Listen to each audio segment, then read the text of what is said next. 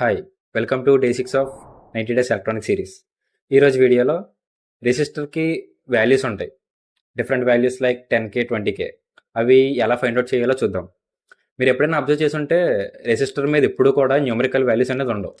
సింపుల్గా వాల్యూస్ ఎలా find out చేయాలంటే using colour bands.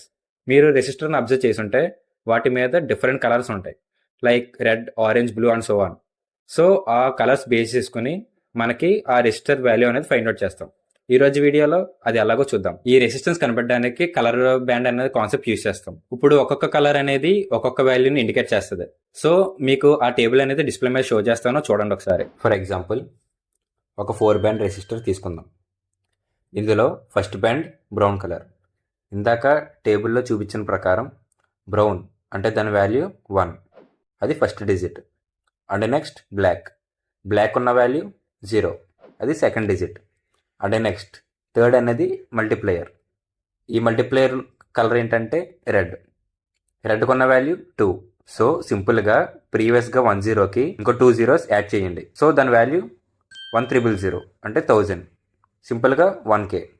And last fourth band, ఇది టాలరెన్స్ బ్యాండ్. ఇవన్నీ కూడా టేబుల్లో డిస్ప్లే చేశాను. మెయిన్గా ప్రాజెక్ట్కి యూజ్ చేసేవి ఈ ఫస్ట్ 3 బ్యాండ్స్ మాత్రమే యూజ్ చేస్తాం. ఆ టేబుల్లో ఉన్న కలర్ బ్యాండ్ని సింపుల్గా గుర్తుపెట్టుకోవడానికి ఒక shortcut BBROY, BB Roy, Great Britain, very good wife. So ఒక్కొక్క స్టార్టింగ్ లెటర్ అనేది ఒక్కొక్క కలర్ని ఇండికేట్ చేస్తుంది. సో మీకు రెసిస్టెన్స్ ఎలా ఫైండ్ అవుట్ చేయాలో అర్థమైంది అనుకుంటున్నా. అండ్ రేపటి వీడియోలో మళ్ళీ కలుద్దాం. Do follow think with CV. Let's build with understanding. Bye.